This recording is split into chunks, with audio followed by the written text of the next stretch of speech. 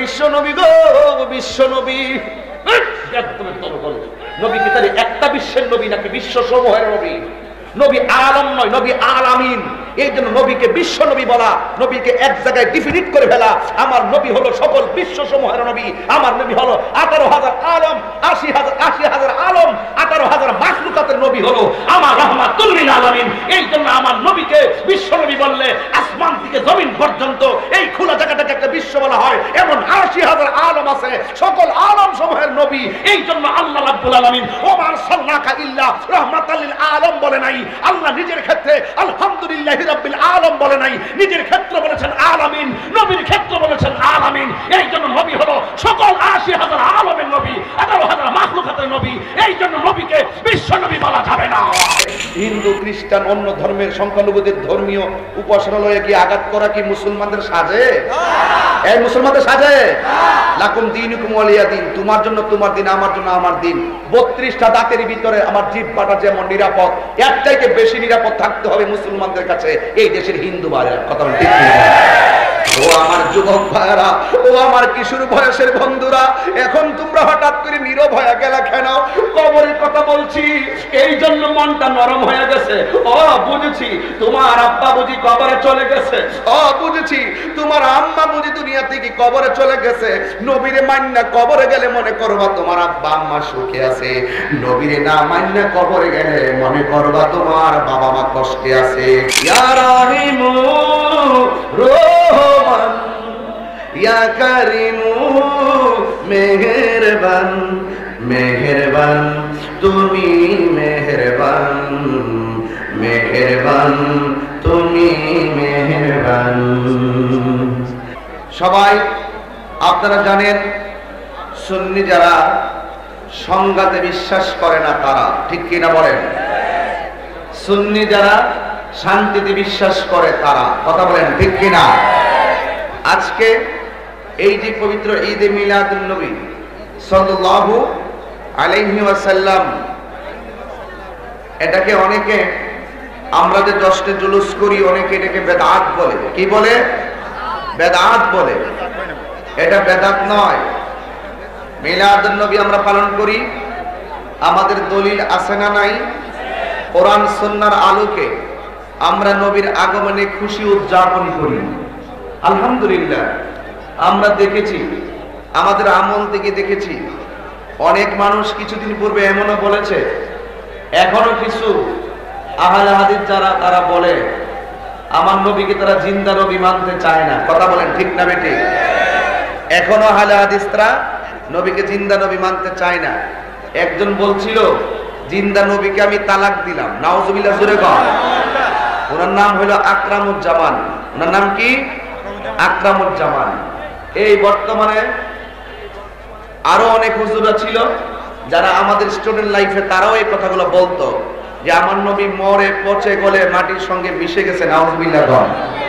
আলহামদুলিল্লাহ, এখন সবাই, আগে যারা বলতো নবীকে মরা নবী এবং নবী মাটির সঙ্গে মিশে গেছে, এখন তারা আমার নবীকে জিন্দা নবী মানে। শুধুমাত্র এই আহলে হাদিস গুলা, এই বিভ্রান্তকারী দল, এরা শুধুমাত্র নবীকে জিন্দা নবী মানতে চায় না। কথা কোন ঠিক না বেটি? আমি চ্যালেঞ্জ করে বলতে পারি, এই 5 বছরের ভিতরে দেখবেন ওই মৌলবীরাও আমার নবীকে জিন্দা নবী মানতে বাধ্য হবে। যুগে যুগে দেখেছি অনেক বাতিলরা লেজ গুটিয়ে সুন্নি জামাতের মতাদর্শকে ধারাবাহিকভাবে গ্রহণ করছে। কথা বলেন ঠিক না বেটি? এবং আরেকটা কথা বলি, আমার স্টুডেন্ট লাইফে আমি দেখেছি অনেকেই বলতো আমার নবীর অল বডিটা মাটির। কি বলতো? আমরা তাদেরকে ইচ্ছা মতো বলতাম না নবীর অল বডি কি নূর। এখন ইদানিং দেখা যায় ওই মৌলবীরা বলতেছেন নবীর বডিটা হইলো মাটি, রুহুটা হইলো নূর। এর মানে অর্ধেকটা মানছে। কথা কোন ঠিক না বেটি? এরপর দেখবেন 5-7 বছর পরে দেখবেন আবার অল বডি যে নূর এটাও মানবে। কথা কোন ঠিক না বেটি? সারা জীবন বলছে ঈদে মিলাদুন নবী পালন করা বেদাত বেদাত বেদাত বেদাত। এখন দেখতেছি ওই মৌলবীর এই পিছন দিক দিয়ে ব্যানার লাগায়া ঈদে মিলাদুন নবীর মাহফিল করতেছে, দোয়া দুরুস পড়তেছে। এখন নতুন করে সুর লাগাইছে, ঈদে মিলাদুন নবী যেমন তেমন জশ্নে জুলুস ফাইলো কো তোর বাপের বাদাত খাইছে। কথা কোন ঠিক না বেঠিক? নবীর আগমনে যেই ব্যক্তি খুশি হতে পারলো না সে আবু জাহেলের চাচাতো ভাই।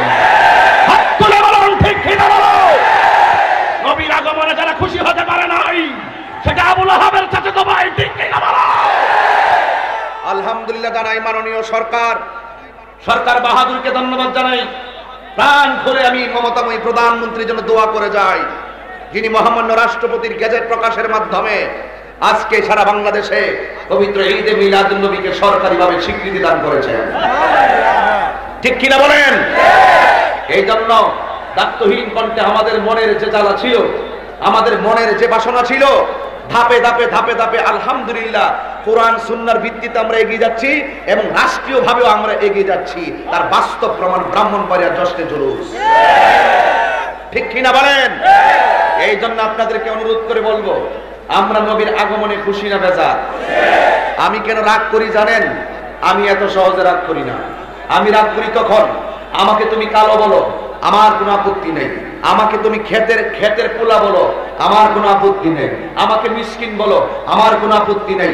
আমাকে এতিম বলো, আমার কোনো আপত্তি নেই। এই শায়েস্তাগঞ্জ পার্কিংবাসী আবারও দায়িত্বহীন কণ্ঠে নতুন করে তাহিরি আওয়াজ করে বলে দিয়ে যাবে, শায়েস্তাগঞ্জের এই পার্কিং মাহফিলে আমি আবারও বলতে চাই, এই পৃথিবীর সম্পদ আমার কাছে তুচ্ছ, এই পৃথিবীর ধন সম্পদ আমার কাছে তুচ্ছ, আমার ব্যাংক ব্যালেন্স আমার কাছে তুচ্ছ, আমার পজিশন আমার কাছে তুচ্ছ, আমার কণ্ঠ আমার কাছে তুচ্ছ, আমার রূপ লাবণ্য আমার কাছে তুচ্ছ, আমার পিতৃ সম্পত্তি আমার কাছে তুচ্ছ। এই শায়েস্তাগঞ্জবাসী আবারও লুট করে নাও, তাহিরি কথা আবারও কোট করে নাও, আবারও লিখে নাও, এই পৃথিবীর সব আমার কাছে তুচ্ছ, আমার নবীর মহাব্বত আমাদের কাছে সর্বশ্রেষ্ঠ।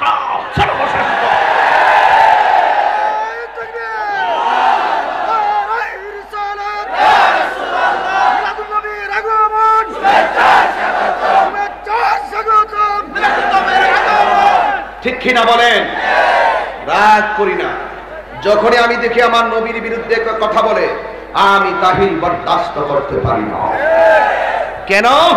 আমার নবী হলো কবরের আপন, আমার নবী হলো হাসরের আপন। আমার নবী তো এমন নবী যিনি এই মিলাদুন নবীর চাঁদে রবিউল আউয়ালে মার কাছ থেকে দুনিয়াতে এসে যিনি উম্মতের স্লোগান দিয়েছেন।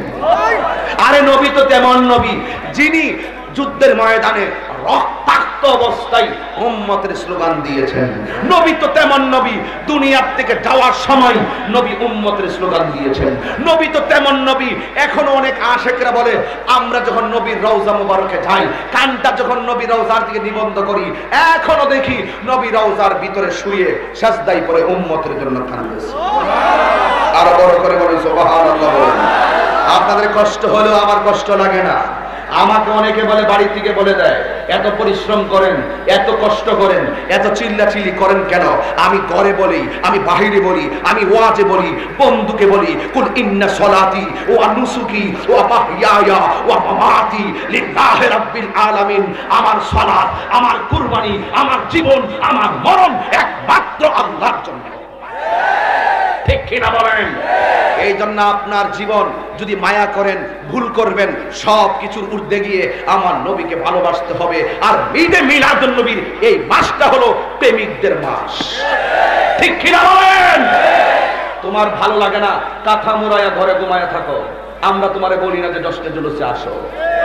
আমার বাবার টাকা আমি খরচ করবো, আমার মাথার গাম পায়ে ফেলামু, নবী নবী বলতে বলতে রাজপথে মিলাদুন নবীর জুলুস আমি মরে যাব, তোমার সমস্যা কি?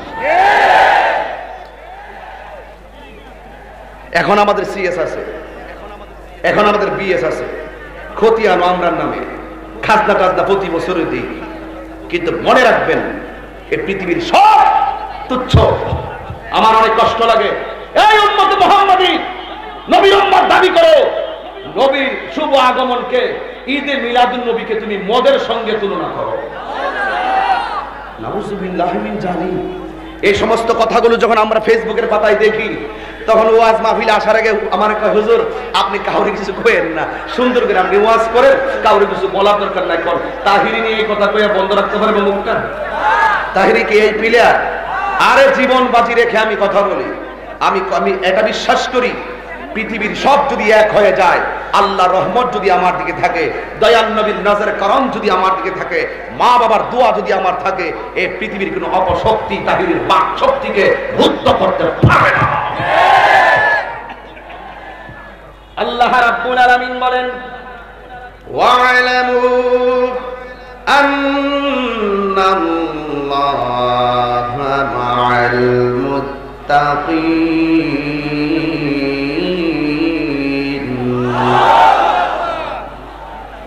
এই কথা বলবো তোমরা?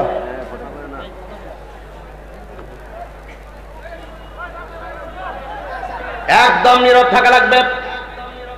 রাস্তাঘাট ব্লক, ছাদের উপরে মানুষ, পার্কিং লোকের কারণ, এইগুলোকে পকেটে ভাড়া টাকা দিয়ে মাহফিল আনতে হয় না, নিজের বাবার টাকা দিয়ে নবীর মহব্বতে এসেছি।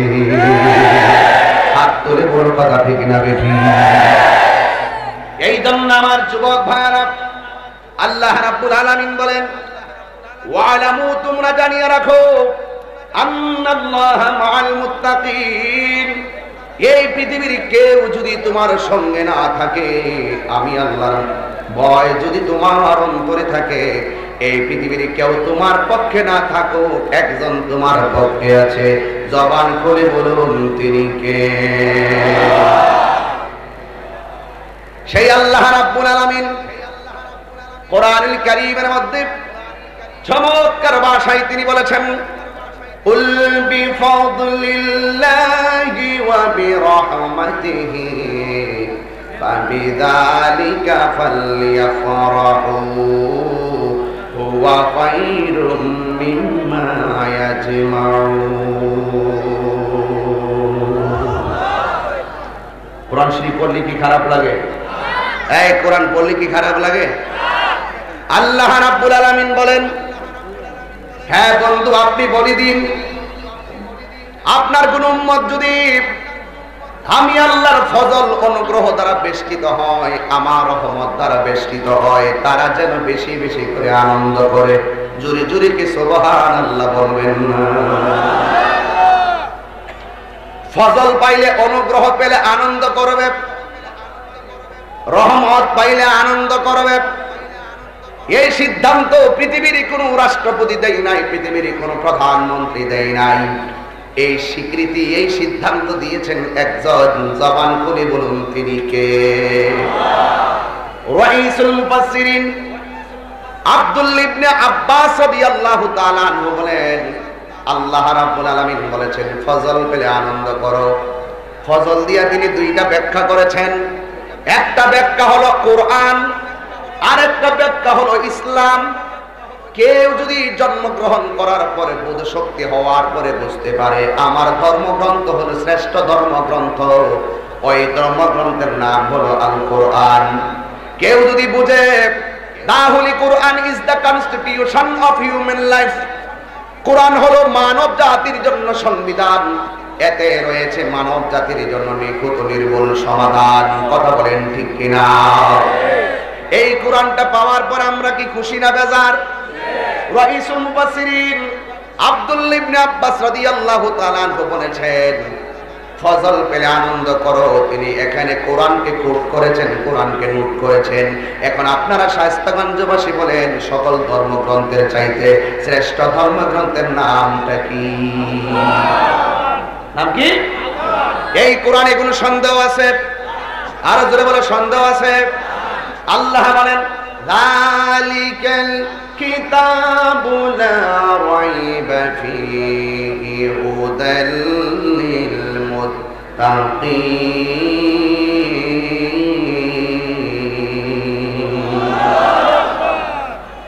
আপনাদের আগের আওয়াজ আর এখন আওয়াজের মধ্যে পার্থক্য পাইতেছি।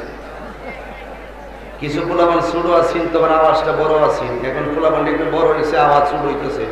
কিরে তোরা কি অন্য কোনো ট্যাবলেট খেয়েছিস না? হ্যাঁ, ট্যাবলেট খাইলে না? এই বেটা, জীবনে কোনোদিন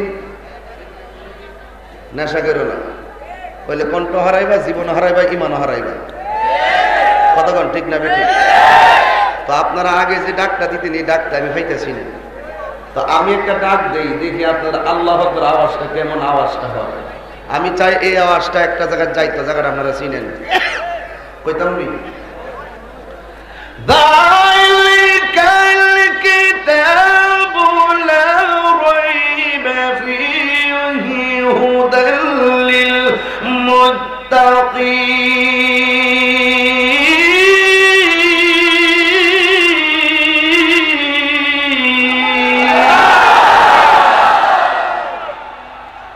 এই আওয়াজটা কোথায় থেকে এসেছে বাবা?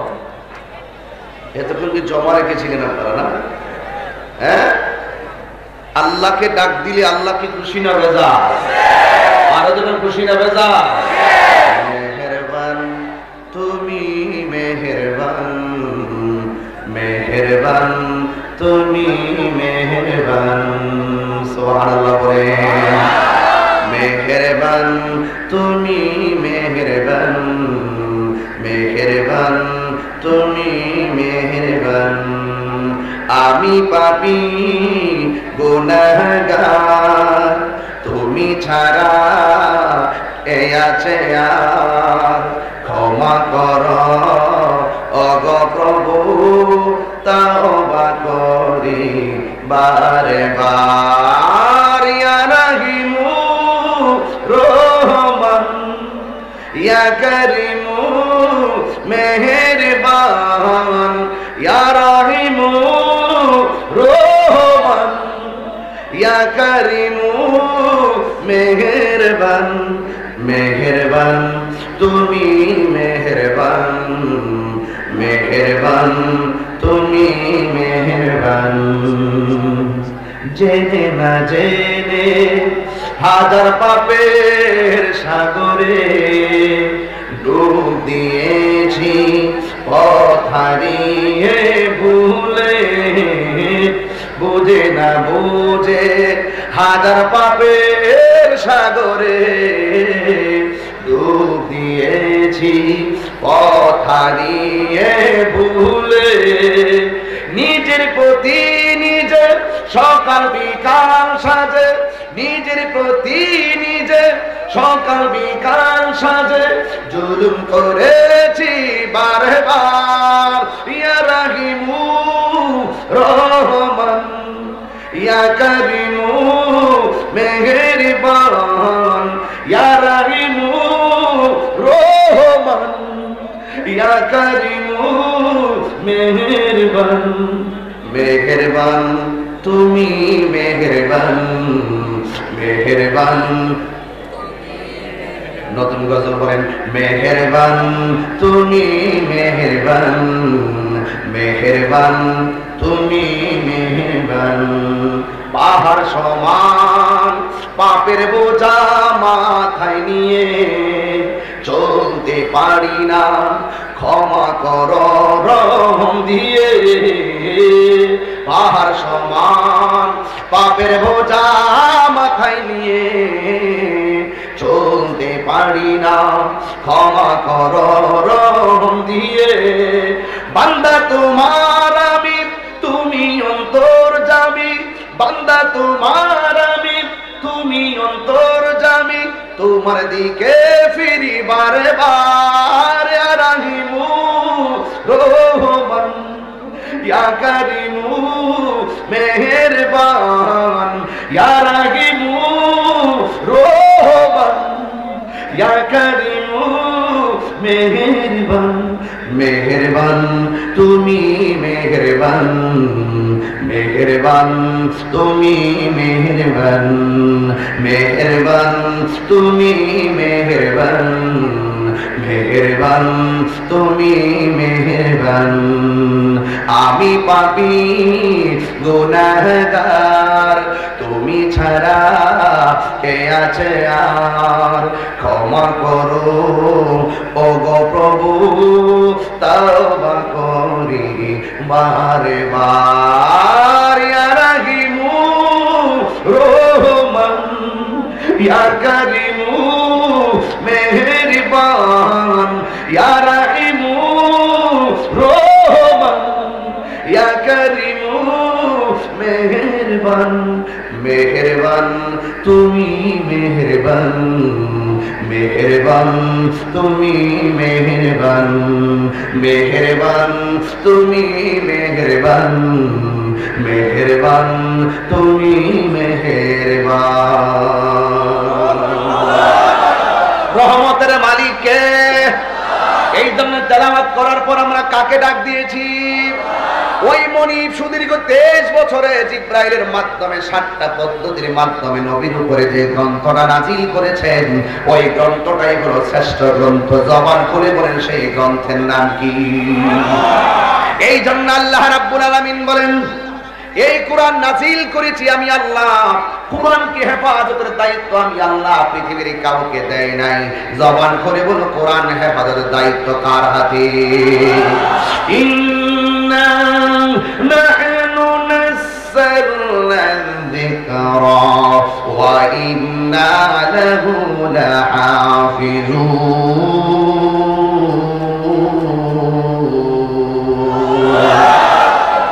আল্লাহ রাব্বুল আলামিন বলেন, এই নিশ্চয়ই আমি আল্লাহ কোরআনকে নাজিল করেছি, এই কোরআনকে হেফাজতের দায়িত্ব আমি আল্লাহর হাতে রেখে দিয়েছি। প্রমাণ পেয়ে গেলাম, কেউ যদি কোরআনকে নিয়ে বস্তাবন্দি করে মেঘনা নদীতে ভাসিয়ে দেয়, কোরআনের অসুবিধা হবে না।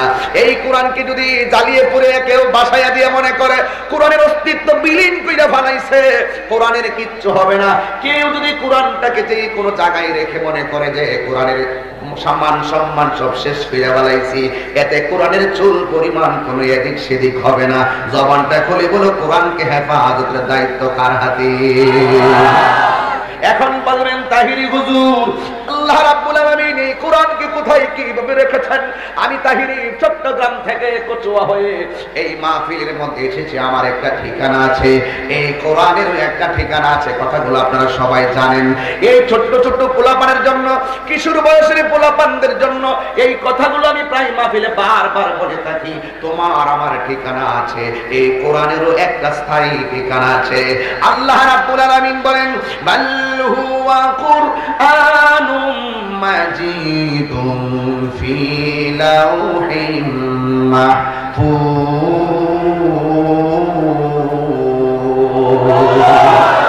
আর যখন আল্লাহু আকবার। এই আমার বরাবর থেকে এই পাশের মানুষগুলো বন্ধ থাকেন, আপনারা কোন আল্লাহু আকবার। আপনারা এখন বন্ধ থাকেন, আপনারা কোন আল্লাহু আকবার। এখন সবাই মিলে বলেন আল্লাহু আকবার।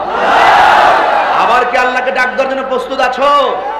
ভালো করে শ্বাস ফেলে ফেলে ডাক দাও। করোনার মহামারী এমন আছে, বিদায় নিয়ে যেতে পারে। কথা কোন ঠিক কিনা বলেন?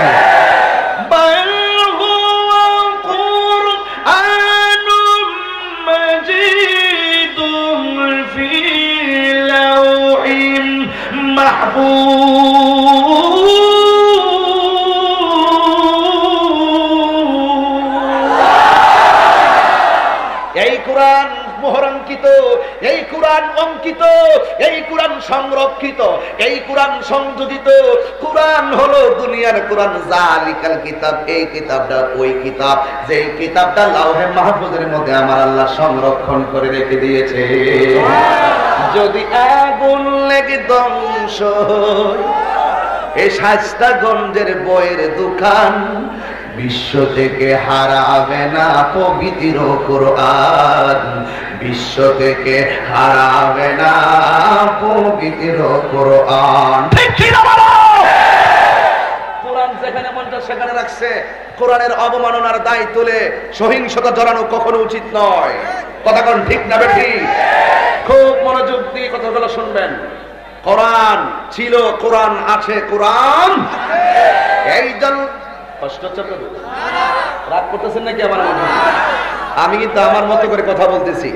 যাই বলি না কেন, দলিল ছাড়া তাহিরি কথা বলে না।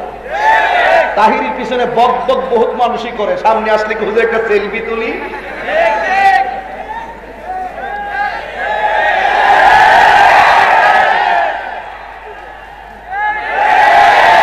কথা কি বানিয়ে বলেছি?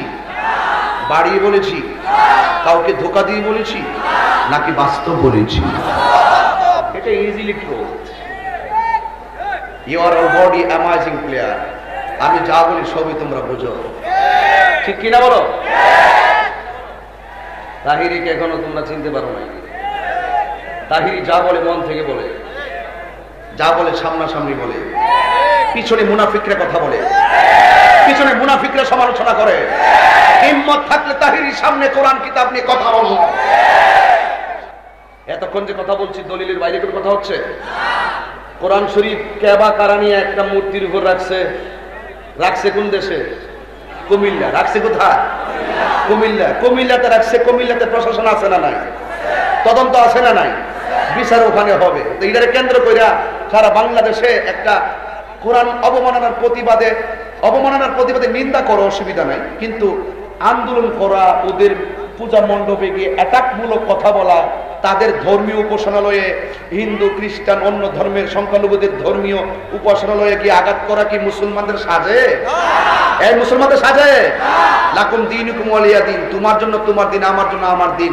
32টা দাঁতের ভিতরে আমার জিহ্বাটা যেমন নিরাপদ, এর চাইতে বেশি নিরাপদ থাকতে হবে মুসলমানদের কাছে এই দেশের হিন্দু ভাইরা। কথা বলেন ঠিক না? এটার নামই হলো ইসলাম। এটার নাম কি? এটাই ইসলাম। ইসলাম বলছে তোমরা কখনো সংখ্যালঘুদের উপরে অ্যাটাক করবে না। তোমার উপাসনালয়ে তুমি উপাসনা করো, আমার মসজিদে আমি ইবাদত করব, যার যার ইবাদত সে করবে, কিন্তু কখনো একজনের দায় আরেকজনের উপরে চাপিয়ে দেওয়া যাবে। এগুলো মাথায় রাখবেন। ফেসবুক নামের গজবদারে বন্ধ রাখবেন। ফেসবুকে লেখালেখি আর উগ্রতা ছড়ানো এগুলো বন্ধ রাখবেন। মুসলমান আমরা শান্তিতে বিশ্বাসী, কথা বলেন ঠিক কিনা বলেন? আমার প্রশাসন থেকে বলছিলেন, প্রায় মাহফিলই বলে, গতকালও বলছে যে হুজুর সাম্প্রতিক যে ঘটে যাওয়া বিষয় নিয়ে কিছু বলবেন না। আরে আমরা না বললে বলবে কে? আমরাই তো মেসেজ দিব যে কখনো হিন্দু খ্রিস্টান বৌদ্ধ এবং কোন ধরনের উপাসনালয়ে গিয়ে তোমরা আঘাত করবে না, তাদের ধর্মের উপরে অ্যাটাক করবে না, তাদের উপরে কোনো জুলুম করবে না, তাদের সঙ্গে ভালো ব্যবহার করবে। আমাদের ইসলাম বলেছে, ইসলাম এমন একটি ধর্ম যে ধর্ম মন্দির ভেঙ্গে মসজিদ বানাইবার পারমিশন দেয় না। এটার নামই হলো ইসলাম। ঠিক কিনা? এগুলো আমাদেরকে বলার সুযোগ আমাদেরকে দিতে হবে। অন্যরা আমি জানি না, কিন্তু আমরা সুন্নি যারা, এরা সবসময় শান্তির বিশ্বাসী আর সত্য কথাগুলি আমরা তুলে ধরি। এই জন্য সরকারের উচিত, প্রশাসনের উচিত আমাদেরকে সর্বোচ্চ ফেসিলিটি দেওয়া। তাহিরে আজকে একটু সমস্যা হয়, কারণ অনেক মিসগাইডেড করার জন্য বিভিন্ন লোক আছে যায় হুজুর এত দেন না মোবাইলে নাচানাচি করে। আর আমার আজকে এখানে যারা আসছেন প্রশাসন, প্রত্যেকটা লোকের সাথে আমার একটা কলিজার সম্পর্ক দেখার পরে হয়ে গেছে।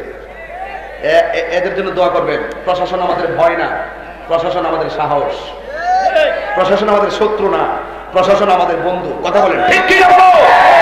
আমি ধন্যবাদ জানাই হবিগঞ্জ স্বাস্থ্যগঞ্জের প্রশাসনকে, যারা আমাদেরকে সহজভাবে আমার মাহফিলটা করে আমাদের এই সাম্প্রদায়িক সম্প্রীতিকে জোরদার করার জন্য কিছু বক্তব্য তুলে ধরার সুযোগ করে দিয়েছেন। কথা বলেন ঠিক কিনা? একদল সুযোগ সন্ধানী মানুষ আছে যারা বিভিন্ন সময় ধর্মের দোহাই দিয়ে, বিভিন্ন উস্কানি দিয়ে দেশ জাতি এবং ধর্মটাকে প্রশ্নবিদ্ধ করার চেষ্টা করে। ওই সমস্ত প্রতারকদের কাছ থেকে আমাদের সকলকে সাবধানে থাকতে হবে। এরা প্রতারক, এরা ধোঁকাবাজ। এই জন্য কোরআনকে হেফাজতের দায়িত্ব কার হাতে? তো কে বা কারা কোরআন শরীফ নিয়ে রাখছে মন্দির ঘরে, হিন্দুই রাখলো না মুসলমানই রাখলো, এটা তদন্ত হইব, বিচার হইব। তোমারে তো জলে কেন গো? হ্যাঁ, তুমি নিন্দা জানাইতে পারো, এটার বিচার হবে। প্রমাণ এখন কি তদন্ত করতেছে, পাইতেছে না? এই জন্য অপেক্ষা করতে হয়, অপেক্ষা করতে হয়। হুট করে ফেসবুকের একটা স্ট্যাটাস দেখে রাস্তায় বের হয়ে পড়ো না, এতে তোমার জন্য বিপদ দেখে আসবে। কথা বলেন ঠিক না? এই আমরা সুন্নিরা সবসময় শান্তিতে বিশ্বাসী। কোরআনের কথা বলছিলাম, এই জন্য কোরআন নিয়ে যেহেতু ঘটনা ঘটেছে, এই জন্য কোরআনের উপরে আমি কিছু জোর দিয়ে প্রথম কথা বলতেছি, বোঝার জন্য বলছি। কথা বলেন ঠিক না? ঠিক। এই জন্য কোরআন হেফাজতের দায়িত্ব কার হাতে? এই কোরআনের ভিতরে দুইটা দিক আছে, একটা হলো ভালো আর একটা হলো মন্দ। ভালো পথে চললে যাবে জান্নাতে, আর মন্দ পথে চললে যাবে তুমি জাহান্নামে। আমার শাস্তাগঞ্জবাসী, আপনারা বলেন আমরা কি ভালো পথ বেছে নিব না মন্দ পথ? এই জন্য রাইসুল মুফাসসিরিন আব্দুল্লাহ ইবনে আব্বাস রাদিয়াল্লাহু তাআলা আনহু বলেন, দয়ার মধ্যে অন্যতম দয়া হলো তোমাকে কোরআন শ্রেষ্ঠ গ্রন্থ বানানো। দয়ার মধ্যে সবচাইতে বড় দয়া হলো আমরা শুকরিয়া আদায় করি, আল্লাহ এমন একটা ধর্মগ্রন্থ পেয়েছি যে ধর্মগ্রন্থের নাম, জবান করে বলুন গ্রন্থের নাম কি? এরপরে তিনি বলেন, যুগ শ্রেষ্ঠ মুফাসসির, সকল মুফাসসিরদের লিডার রাইসুল মুফাসসিরিন আব্দুল্লাহ ইবনে আব্বাস রাদিয়াল্লাহু তাআলা আনহু বলেন, ফজল মানে হলো আরেকটা, সেটা হলো ইসলাম। আজকে যত ধর্ম আছে সবচাইতে শ্রেষ্ঠ ধর্মের নাম কি? যিনি ইসলাম ধর্ম গ্রহণ করে তারে কি বলা হয়? মুসলিম। তাকে কি বলা হয়? মুসলিম। এই জন্য আমরা ইসলাম ধর্ম গ্রহণ করেছি। ইচ্ছা করলে আমার আল্লাহ আমাদেরকে খ্রিস্টানের ঘরে জন্ম দিতে পারত, কথা কোন ঠিক কিনা? আমার আল্লাহ ইচ্ছা করলে আমাদেরকে হিন্দুর ঘরে জন্ম দিতে পারত, আমার আল্লাহ আমাদেরকে অন্য কোন ধর্মের ঘরে জন্ম দিতে পারত। আল্লাহর কাছে লাখো শুকরিয়া আদায় করি রে, সাজদায় পয়লা থাকলেও আল্লাহর শুকরিয়া আদায় হবে না। আমি গর্ব করে বলতে পারি আমরা মুসলমান, ঠিক কিনা বলো? আল্লাহ বলেছেন ওয়ালা তামুতুন্না ইল্লা ওয়া আনতুম মুসলিমুন।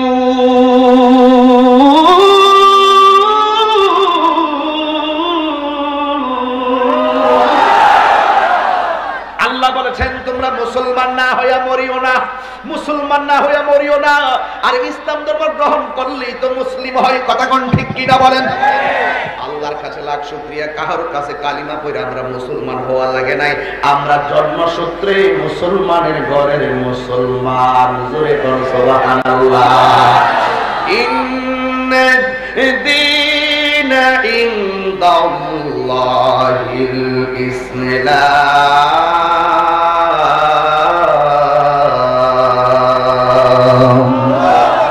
নিশ্চয় আল্লাহর কাছে অ্যাকসেপ্টেবল রিলিজিয়ন ইসলাম। আল্লাহর কাছে গ্রহণযোগ্য ধর্মের নাম কি? ইসলাম পেয়েছি আমরা, কি খুশি না বেজার? এই জন্য আল্লাহ বলছেন তোমরা ফজল পাইলে আনন্দ করো। কোরআন পাইছি আমরা আনন্দে, ইসলাম পেয়েছি আমরা আনন্দে, জন্মসূত্রে মুসলিম হয়েছি আমরা আনন্দে। এরপরে আল্লাহ বলেন এই কালুগিন যাই, এই কালুগিন কি তোর সমস্যা কি? আর দরস্তারে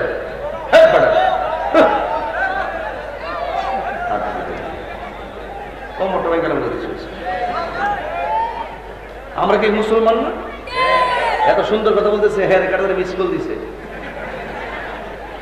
এই মোবাইল নামক গজবের কারণে ফলাফল শেষ, সবকিছু সাফা সাফা ভাঙ্গে কি অবস্থা, অবস্থা। হ্যাঁ হ্যাঁ এই সর্বনাশ। হ্যাঁ মাথার টুপি নাই, প্রত্যেকটার মাথায় টুপি থাকলে মাহফিলটাতে মনে হইতো যে এক লক্ষ লোক বসে রয়েছে। আর কালা টুপি লাগিয়ে আইছে, কালা টুপি সামনের দিকে টুপি বোঝাইবেন, এটা হলো মাহফিলের শোভা। কথা বলেন ঠিক কিনা বলেন? আর ইনশাল্লাহ বলেন না গেলে আপনারা আজকে হয়তো আপনারা দিনের বেলা এসেছেন, অনেকে হয়তো একটু হ্যাঁ আচ্ছা ঠিক আছে আজকে মাফ করে দিলাম, সামনের দিকে টুপি আনতে হবে, কথা বল ঠিক না বেটি? যাই হোক আমরা মুসলমান। আমরা কি এই মোবাইল, এই মোবাইলটা থেকে একটু দূরে থেকে নেবো, ঠিক আছে? আর প্রেম করেন না, আর ফাঁসি দিয়েও মরেন না, এবং বিষ খাইও মরেন না, কেরির বুড়ি খাইও মরেন না। মন থাকবো, মন থাকবো, মন থাকবো, হ্যাঁ মনে থাকবো। তুমি যার লেগে বিষ খাইয়া মরবা, দেখবা হেই বিড়ি আর বেচারা রইয়া কি সুখে দিন কাটাইতেছে, আর তুমি কবর জুতার বাড়ি পাইতেছ। আজকে দিকে নেশা কি চলবে না বন্ধ হবে? এবং ফাঁসি দিয়া মরা কি চলবে? বিষ খাইয়া মরা চলবে? কেরির বুড়ি খাইয়া মরা চলবে? আরে বেটা তোর মা তোর দমক দিছে, একটু পরে ডাক দিয়ে কল মানিক ভাত খাইয়া যা। এই মায়ের ধমকটাকে কোনোদিন কাল মনে করো না, বাবার ধমকটাকে কোনোদিন কাল মনে করো না। মা বাবার ধমকটা কিছুক্ষণ পরে আশীর্বাদ হয়ে যায়, ঠিক কি না? আমরা মুসলমান শান্তিপ্রিয় মানুষ, কথা কষ্ট হচ্ছে আপনাদের? এই জন্য আল্লাহ বলছেন দীনা ইনদাল্লাহিল ইসলাম। আল্লাহর কাছে একমাত্র মনোনীত ধর্মের নাম হলো ইসলাম। ইসলাম পেয়েছি আমরা, কি খুশি না বেজার? আর ওই ইসলাম ধর্মের মধ্যে অর্ধেক ঢোকার কোনো সুযোগ নাই। আমার আল্লাহ বলেন ইয়া আইয়ুহাল্লাযীনা আমানু দুখুলু ফিস-সিলমি কাফা। আল্লাহ বলে হে ঈমানদারগণ, খুব মনোযোগ দিবেন, খুব মনোযোগ দিবেন। আমি ভূমিকায় আছি, খুব মনোযোগ, বেশি লম্বা করবো না। আল্লাহ রাব্বুল আলামিন বলেন হে ঈমানদারগণ, উদখুলু তোমরা প্রবেশ করো, ফিস-সিলমি ইসলামের মধ্যে, কাফা পরিপূর্ণভাবে। যারা পরিপূর্ণভাবে নিজেকে মুসলমান দাবি করে সে কোনোদিন নেশা করতে পারে না, কথা বলেন ঠিক কিনা? যারা পরিপূর্ণ নিজেকে মুসলমান মনে করে এরা কোনোদিন সুদ খাইতে পারে না। কথা বলেন ঠিক কিনা? যারা নিজেকে পরিপূর্ণ মুসলমান দাবি করে তারা কোনোদিন আমার নবীর মনে কষ্ট দিতে পারে না। এই জন্য আল্লাহ বলেন উদখুলু ফিস সিলমি কাফা, পরিপূর্ণভাবে ইসলামে প্রবেশ করো। এই পরিপূর্ণতার বাণী নিয়ে, সত্যের বাণী নিয়ে, মুক্তির বাণী নিয়ে এই পৃথিবীর মধ্যে রবিউল আউয়াল মাসে আমার নবী শুভ আগমন করেছেন।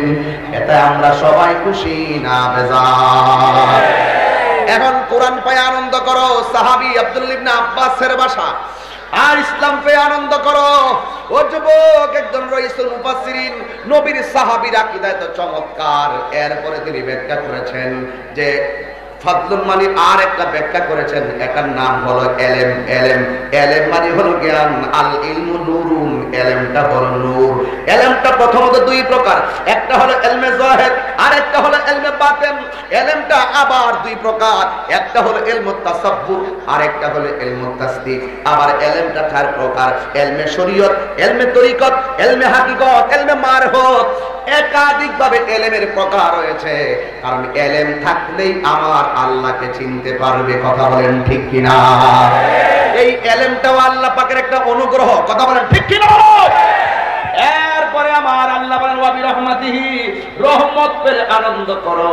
রাইসুল মুফাসসিরিন আব্দুল্লাহ ইবনে আব্বাস রাদিয়াল্লাহু তাআলা বলেন, এই রহমত কি জিনিস রে বন্ধু? আমি শাস্তাগঞ্জ জানতে চাই। কমন কথা সব হুজুররা কথাগুলা বলে। ফজল পাইলে আনন্দটা বুঝলাম। ওয়া বিরহমাতিহি, রহমত পেলে আনন্দের কথা বলেছেন। আমার আল্লাহ স্বয়ং বলেছেন ফালিয়া ফরাহু। এখন আপনারা বিচার দেন, আপনারা জবাব দেন, আপনারা আওয়াজ তুলেন, আমার নবী কি রহমত না গজব? আরো জোরে বলো, আরো জোরে বলে। তো রহমত পেলে আনন্দের কথা বলেছেন কে? এখন আল্লাহকে ডাক দিবেন, রাজি আছেন নি সবাই? ওয়া মা আরসালনাকা ইল্লা রাহমাতাল লিল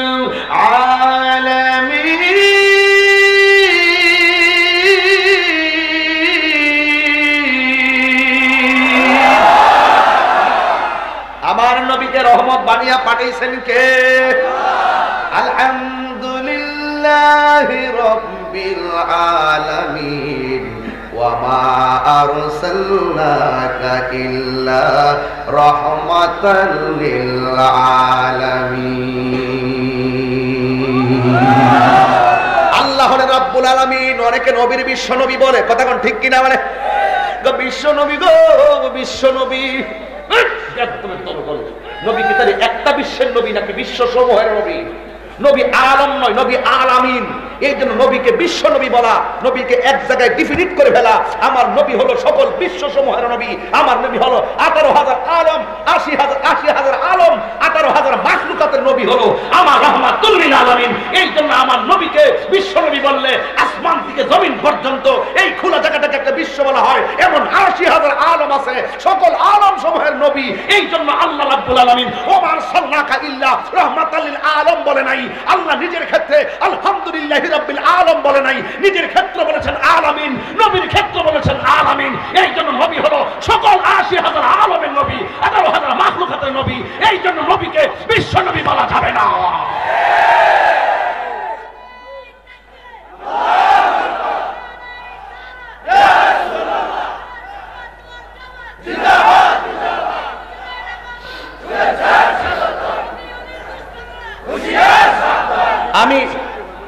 আমি কয়েকটা জায়গায় শুধু আকীদা ক্লিয়ার করে দিয়ে যাবো, আর এমনি ঘটনা বলবো। আজকে থেকে আমার নবীকে বলবেন নূর নবী। কি বলবেন? নূর নবী। লাব্বাইক ইয়া রাসূলুল্লাহ, লাব্বাইক ইয়া রাসূলুল্লাহ সাল্লাল্লাহু। আমার ব্রাহ্মণবাড়িয়ার ব্যানারে শুরুতে ছিল লাব্বাইক ইয়া রাসূলুল্লাহ। নূর নবীর শুভ আগমন উপলক্ষে এই শব্দটি ব্যবহার করেছে। মারহাবা। আপনারা কি বুঝতে মনে কষ্ট হচ্ছে? আপনারা বুঝেন নাই? আপনারা কথাগুলো বুঝেন নাই? এই জন্য অনেকে এইভাবে ওই বাপদাদার পরদাদারা কইছে বিশ্বনবী, এখন তারা ওইটাকে মোটিভেশনাল স্পিকার হিসাবে বিশ্বনবী বলে, বিশ্বনবী বলে।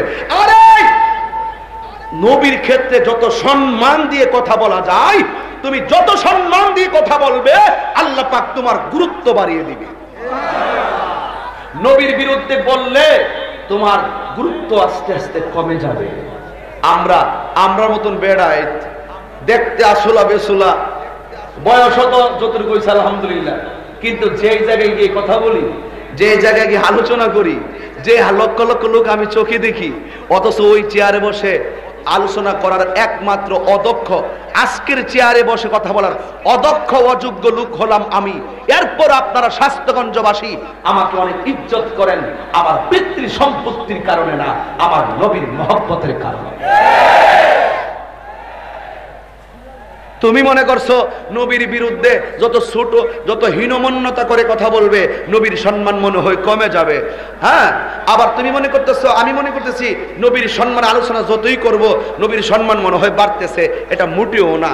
আল্লাহ রসুলকে যতটুকু সম্মান দিয়েছেন, কতটুকু দিয়েছেন আমি জানি না, বরং নবীর সম্মানের আলোচনা করলে নবীর সম্মান যে বাড়ে বিষয়টা কিন্তু এরকম না, বরং তুমি নবীর সম্মান আলোচনা করলে তোমার পজিশন আল্লাহ বাড়ায় দিবে।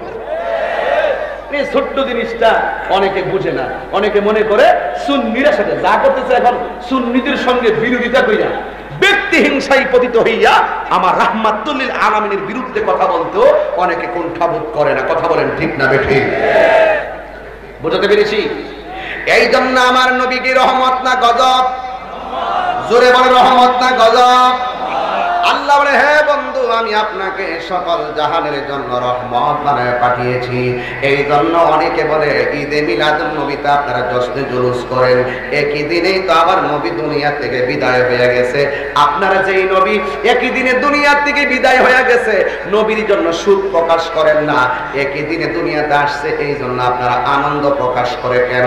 এই জন্য আমি বলবো, তোমরা জাহেলে মুরাক্কাব না, এবে শয়তান। তোমরা আসলে দলিলই জানো না। তোমরা যে বলো 1450 বছর পরে আমরা সুদ পালন করার দোহাই দাও, সাধারণ পাবলিককে বুঝাইতে পারবা, আমরা বুঝাইতে পারবা না, কারণ সুদ পালন করা 3 দিনের বেশি জায়েজ নাই। আর আমার নবী দুনিয়া থেকে চলে গেছে 1450 বছর পার হয়ে গেছে। এখন 1450 বছরের পরে আইসা পাবলিক ওনারে সুখের প্রস্তাব দাও, এটা সম্পূর্ণ নাফরমানির কথা। কথা কোন ঠিক কিনা? আর আমার নবীর জন্য সুখ প্রকাশ, আমার নবীর জন্য দুঃখ করব কেন? আমার নবী চলে গেছে, নবীর জন্য দুঃখ করব কেন? নবীর জন্য সুখ করব কেন? আমার নবী বলেন, আমার থাকা আমার চলে যাওয়ার মধ্যে কোনো পার্থক্য নাই। আমি দুনিয়াতে থাকাও তোমাদের জন্য রহমত, আবার দুনিয়া থেকে চলে যাওয়াটাও তোমাদের জন্য রহমত। এত সুন্দর ছোট্ট কথাটা বোঝে না, এই জন্য বলছিলাম এখন তারা তো বোঝে না। আরে বেকুবের দল, তোমরা যদি বলো আমার নবী আমাদের মতো এই দুনিয়া থেকে চলে গিয়েছে, মানে হলো নবীর অস্তিত্ব ভিন্ন হয়ে গেছে, আজকে তোমরা আবারও জেনে নাও আমার নবীর জন্য কেন দুঃখ করি না। আমার নবী হলো হায়াতুন নবী, আমার নবী হলো জিন্দা নবী। নবী বলেছেন, আমি দুনিয়ায় 63 বছর থাকা অবস্থায় যেমন ছিলাম, আমি চলে যাওয়ার পরেও তেমন। আমার চলে যাওয়া এবং থাকার মধ্যে কোনো পার্থক্য নাই। এই জন্য আমরা সব সময় জিন্দা নবীর শুভ আগমনের স্লোগান দিয়ে জশ্নে জুলুস পালন করি। হাত তুলে বলো ঠিক কিনা বলো?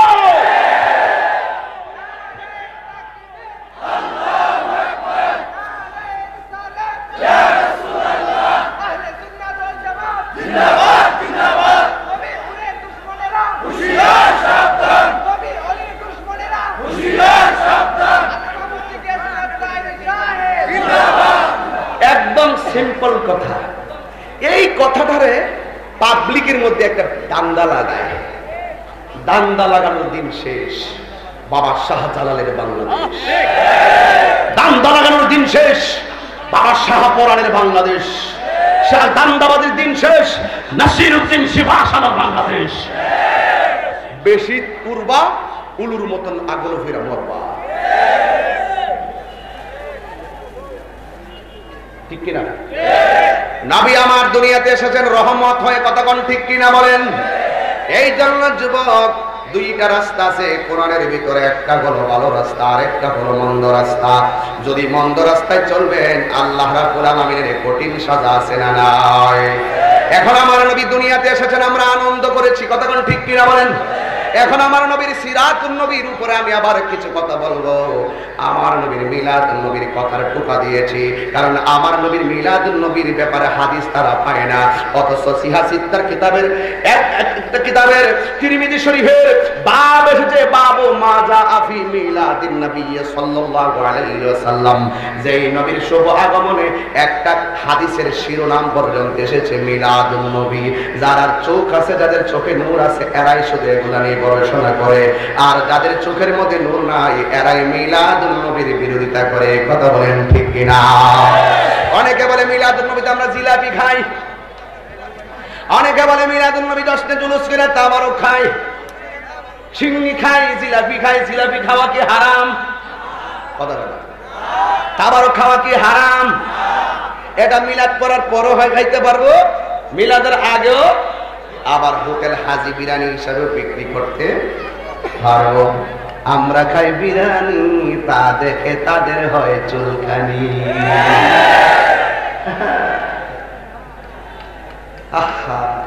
কয় জুলুস বেদাত বেদাত। এই জুলুস আমরা কি করি?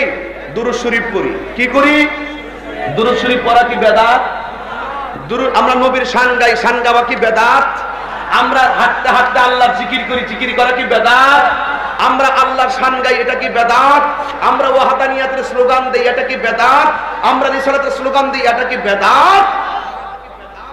পাবলিককে কি ধোঁকা লাগাইতে চাই? রাস্তা দিয়ে হাঁটলেই বেদাত হয়ে যাইব? বেদাতের সংজ্ঞা তারা জানে না। তোমরা যে বলো এগুলো বেদাত, আমার নবীর আমলে কি এই সমস্ত মাইক টেক লাগা, লাইটিং লাগায় এই পরিবেশে কি ওয়াজ নসিহত ছিল? তো এটা আর ওটার মধ্যে পার্থক্যটা কি?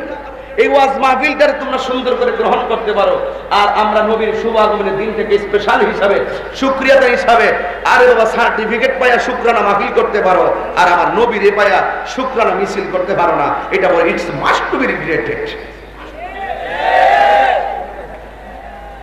অত্যন্ত দুঃখজনক ব্যাপার। আমার অনেক কথা আছে, এগুলো এখন মুখে ধরে রাখতে পারি না। একদিন তো সইলেই যাবো, একদিন জন মই রিজামুগা। হক কথা না কয়ে মূল্য তো বাবা আখিরাতে জবাব দিতে হবে। কথা কোন ঠিক কিনা? কোরআনের মধ্যে রাস্তা কয়টা? একটা হলো যেই রাস্তায় চললে আল্লাহ রাসূল পাওয়া যায়, ওই রাস্তায় চললে তুমি জান্নাতে যাবে। আর এক রাস্তায় হলো ওই রাস্তায় চললে তোমাকে জাহান্নামের মধ্যে আল্লাহ দিয়ে দিবে। এই জন্য তো আমার আল্লাহ বলেছেন, মা আতাকুমুর রাসূলু ফাখুযুহু ওয়া মা নাহাকুম আনহু ফান্তাহু। জোরে জোরে কি আল্লাহু আকবার বলবেন না? আল্লাহ বলেন, আমার বন্ধু তোমাদের জন্য যা কিছু কল্যাণ করে নিয়ে এসেছেন তা তোমরা গ্রহণ করো, আর যা থেকে নিষেধ করেছেন তা থেকে তোমরা দূরে থাকো। এই আমার শাস্তাগঞ্জের আলোচনায় ঢুকলাম। ও আমার শাস্তাগঞ্জের বন্ধু, আল্লাহর সঙ্গে নবীর সঙ্গে যদি না ফরমানি করো, কবর দেশে গেলে কবরে সাপ আছে না নাই? ওই কবরে আমার নবীর তরিকা মাইনা যদি কবরে যাও, কবরে নূর হবে। আর নবীর তরিকা মতো না চইলা, নবীর আদেশ না মাইনা তুমি যদি নবীর সঙ্গে গাদ্দারি করো, আল্লাহর কসম করে বলি কবরের ভিতরে আযাব আছে না নাই? এই জন্য যুবক, একটা লোকে সবসময় 5 ওয়াক্ত নামাজ পড়তো, ওই লোকটা রোজা রাখতো, ওই লোকটা হজ করতো, ওই লোকটা যাকাত দিত, কিন্তু ওই লোকটার জন্য ওই লোকটা যখন একদিন লোকটার মালাকুল মউত আজরাইল তার সামনে চলে এসেছে, নবীর আগমনে কেন আমরা খুশি? কেন সুন্নিরা নবী নবী করে গো? আমি তাহিরি কণ্ঠ একদিন থাকবে না, দিনে রাইতে 2টা 3টা করে মাহফিল করি। এই বছর অনেকগুলা মাহফিল আমি লিখে ফেলেছি, কিন্তু হায়াত পাবো কিনা আমি জানি না। 24 সালে দাওয়াত লেখা চলতেছে, বিয়াদবি মাফ করবেন, অহংকার করি না। এতদিন আমি থাকবো কিনা আমি নিজেও জানি না। মানুষ পাগলের মতন শুক্রবারে সুইটা আসে, কিন্তু আমি কতগুলা মাহফিল করি, কিন্তু ওই মাহফিল মধ্য থেকে অনেক মানুষ, আমি তো এই মাহফিলে প্রায় 3, 4, 5 বার আসছি, কিন্তু দেখা গেল এই মাহফিল ইসরাফিলের অনেক শ্রোতা ছিল, কিন্তু এইবার ওই শ্রোতাদের মধ্য থেকে অনেক শ্রোতা অন্ধকার কবর দেশে চলে গিয়েছে। এমনও হতে পারে রে ও দাড়ি পাকনাওয়ালা মুরব্বীরা, ও আমার যুবক ভাইরা, ও আমার কিশোর বয়সের বন্ধুরা, এখন তোমরা হঠাৎ করে নীরব হয়ে গেলা কেন? কবরের কথা বলছি এই জন্য মনটা নরম হয়ে গেছে। ও বুঝেছি তোমার আব্বা বুঝি কবরে চলে গেছে, ও বুঝেছি তোমার আম্মা বুঝি দুনিয়া থেকে কবরে চলে গেছে। নবীরে মান্না কবরে গেলে মনে করবা তোমার আব্বা আম্মা সুখে আছে, নবীরে না মান্না কবরে গেলে মনে করবা তোমার বাবা মা কষ্টে আছে। কথা কোন ঠিক কিনা? এই জন্য একটা মানুষ আল্লাহ ওয়ালা, তার যেখানে কবর করা হয়, কবরটা করতে দেরি, কবরটা শেষ হতে হতে দেখে কবরের ভিতরে একটা সাপ আছে। এই সাপটা দেখা আরেকটা কবর পাল্টানো হলো, এই সাপ দেখা আরেকটা নতুন কবর করা হলো। ওই কবরটা করার পরে ওই কবরটা করা শেষ হয়ে গেছে, দেখতেছে ওই কবরের ভিতরে বিষধর সাপ দেখা যায়। এবার ওই কবর করে যারা তারা চলে গেছে আল্লাহর বন্ধুর কাছে, যাইয়া বলে ও আল্লাহর হাবিব,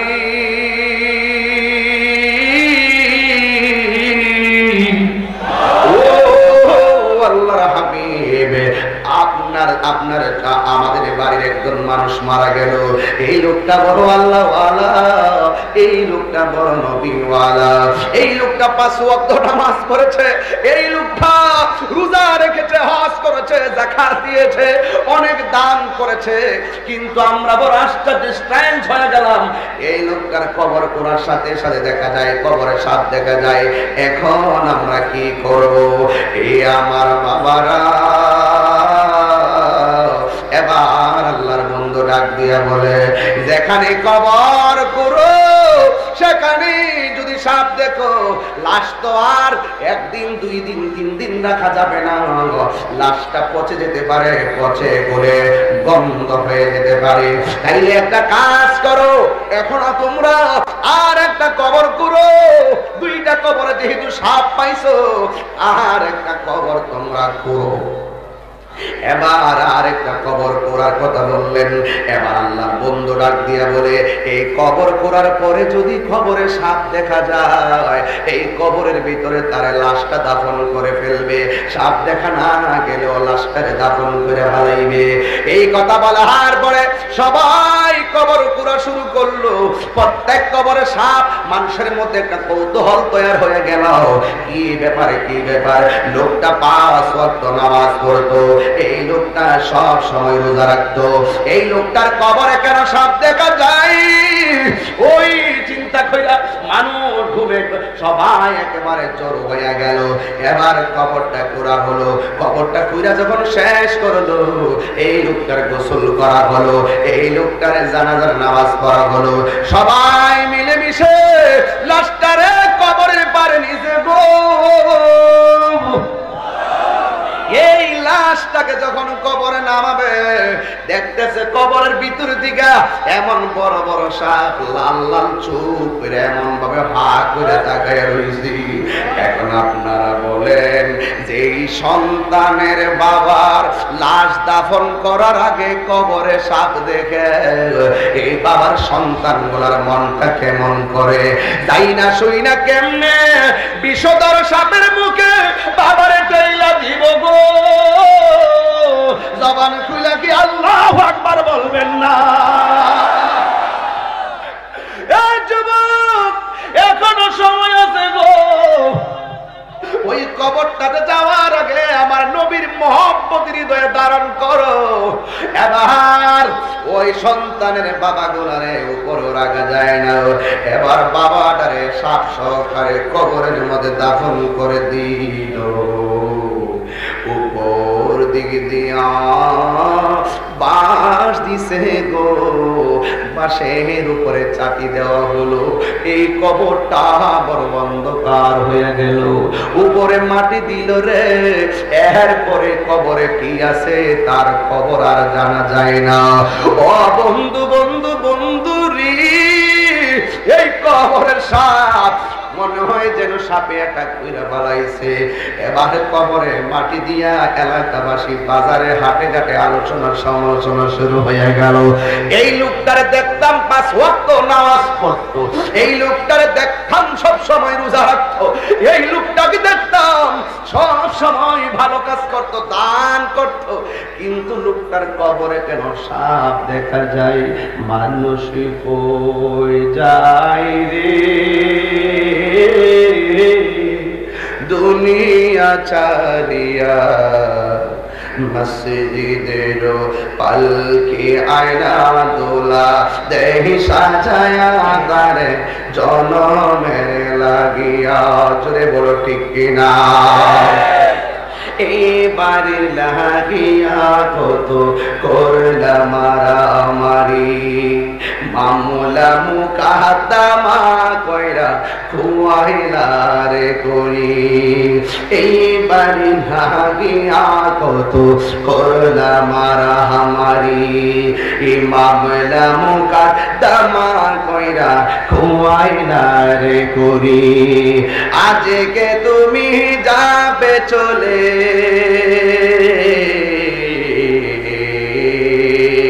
আজকে তুমি যাবে চলে সব কিছু ফেলিয়া, মসজিদের পালকি আয়না দোলা দেই সাজায়া তারে জনমের লাগিয়া। হায়রে এই মসজিদ আমার বুকের সামনে, এই মসজিদের মধ্যে জানাজার নামাজের খাট লাশের খাট আছে না নাই? জীবনে কত মসজিদে লাশের খাট দেখেছি, একদিন তো ভাবলাম না। জীবনে পাজারো গাড়িতে চলেছি, জীবনে প্যারাডো গাড়িতে চলেছি, জীবনে প্রিমিয় গাড়িতে চলেছি, জীবনে কত গাড়িতে চললাম, জীবনের শেষ গাড়ির নাম হলো মসজিদের লাশের কাঠ। এই কাঠের কোনো চাক্কা নাই, মানুষের কাঁধে বর করে আমার আসল বাড়িতে নিয়ে যাইব। এ আমার শাস্তাগণের আম্মা, একবার তুমি চিন্তা করো, লাল বেনারসি শাড়ি পয়রা এক বাড়ি থেকে আরেক বাড়ি আইছো, কিন্তু মনে রাখবা এই বাড়িতে তোমার স্থায়ী হবে না গো মা। রঙের বেনারসি শাড়ি খুললে রাইখা দিয়া তোমার এমন একটা কাপড় পরাইয়া দিব, পুরুষের জন্য 5টা কাপড় আর মহিলাদের জন্য হলো 3, পুরুষের জন্য 3টা কাপড়, মহিলাদের জন্য 5টা কাপড়। 2 জনের হাত ধরলাম, 2 জনের পাঞ্জাবি, আমারও পাঞ্জাবি, এই পাঞ্জাবিতে পকেট আছে, এই পাঞ্জাবিতে পকেট আছে, আমি তাহিরি পাঞ্জাবিতে পকেট আছে। চিরদিনের জন্য যে ড্রেস গো মা, ও মুরব্বি আব্বা, যে ড্রেসটা আমার শরীরে চিরদিনের জন্য লাগবো,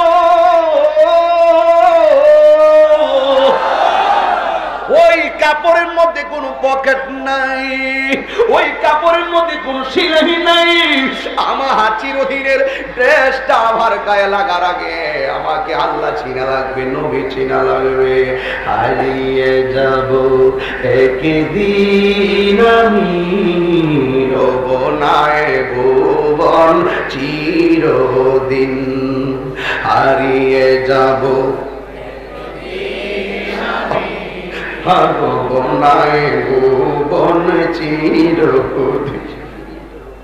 ক্ষমা করে দিও তোমরা আমার, ক্ষমা করে দিও তোমরা আমায়, ভুল করে থাকি যদি কোনো দিন। হারিয়ে যাব একদিন আমি, রব নাই ভুবন চিরদিন। অনেকগুলা মুরব্বী আমার মাটির নিচে বসে রয়েছে, অনেকগুলা দাড়ি পাতনাওয়ালা মানুষ আমার নিচে বসে রয়েছে। আমার বড় বিয়াদবি হয়, জন্য হয় ভুল হয়ে যেতেছে, এই জন্য সবাই সবার কাছে ক্ষমাটা চায়া নেন। হারিয়ে যাব একদিন আমি, রব নাই ভুবন চিরদিন। ক্ষমা করে দিও তোমরা আমার, ক্ষমা করে দিও তোমরা আমায়, ভুল করে থাকি যদি কোনো দিন। হারিয়ে যাব শোভনায় পাশে বাগানে বা গোরস্থানে হয়তো দিবে মোরে কবর। নবী গো নবী নবী, আমি কিন্তু জানি হাজার হাজার মানুষ পাগল পাগল, কিন্তু আমি তাহিরি কবরে কেউ যাবে না গো নবী। আমরা তো জানি কবরের সাথী হবে তুমি নবী, কবরের বাতি হবে তুমি নবী। এই জন্য নবী তোমার জন্য আমরা পাগল, তোমার জন্য পাগল, তোমার জন্য আমরা বাড়িঘর ছাইরা দিতে রাজি। ও নবী তুমি আপনার প্রতি রাজি হয়ে যাও। এই যে মুরব্বীটা আমার পাশে বসা, আমার পাশে অনেকগুলা মুরব্বী বসা, আমার ভাই চেয়ারম্যান ভাই বসা, কে জানে কার আগে চলে যায় আমরা জানি না, কে জানে কার ফায়রা চলে যায়, কোন দিন চলে যায় আমি জানি না। এই মুরব্বীরারে হায়াত আল্লাহ বাড়াইয়া দিও, এই মুরব্বীগুলারে আল্লাহ তুমি হায়াত বাড়াইয়া দিও। আমার বাপটারে হারাইছি, এখন মুরব্বীগুলারে আমার বাবা মনে হয়, বাবা মনে হয়। এই জন্য যুবক আমি পায়ে দুইটা বলে দিয়া যাই, এই মাহফিলটা সত্যি কেমন কেমন নানা লাগে। হে যুবক যুবক, আজকে থেকে ওয়াদা করো মিলাদুন নবীর মাহফিলে নবীর আগমনে খুশি হইয়া গোটা জিন্দেগিটারে সিরাতুন নবী দিয়া সাজাইয়া, নামাজ রোজা হজ যাকাত মার খেদমতে ইবাদত মহব্বত সোহবত দিয়া জীবনটারে সাজাও। দেখো তাকিয়ে দেখো, কবরের ভিতরে শুধুমাত্র সাপ আর সাপ। এলাকার মানুষ কই কি ব্যাপার, এই মানুষটা 5 ওয়াক্ত নামাজ পড়তো, এই মানুষটা রোজা রাখতো, এই মানুষটা দান করতো, এই মানুষটা এমন ভালো মানুষ ছিল, কিন্তু তার কবরের মধ্যে কেন সাপ দেখা যায়? এবার একটা মুরব্বী কয়, শুনলে শুন, আমাদের চোখে লোকটা ভালো ছিল, এখন একটা জায়গা আছে তার কাছ থেকে বাতিনি খবরটা পাইতে পারি, ওই লোকটার নাম হলো তার স্ত্রী। জিজ্ঞেস করি তার স্ত্রীকে, তোমার স্বামী ভালো মানুষ ছিল, কিন্তু এমন কোন কাজ আসেনি যে এই কাজের কারণে আল্লাহ কবরে যাওয়ার আগে সাপ করাইয়া দিছে? এবার সবাই চলে গেছে তার স্ত্রীর কাছে। একটা কথা মনে রাখো গো শায়েস্তাগঞ্জের মা, একটা কথা মনে রাখো গো আম্মা, তুমি যদি মারা যাও, তোমার স্বামী যদি কবরের পারে গিয়া বলে আমার স্ত্রীটা বড় বালা ছিল, আল্লাহ কয় যা যা তোর স্ত্রীটারে আমি জান্নাত দিয়ে দিলাম। কোন স্বামী যদি মারা যায়, স্ত্রী যদি বলে আমার স্বামীটা বড় ভালো মানুষ ছিল, আল্লাহ কয় যা যা তোর স্বামীটারে আমি জান্নাত দিয়ে দিলাম। হুন্না লিবাসুল্লাকুম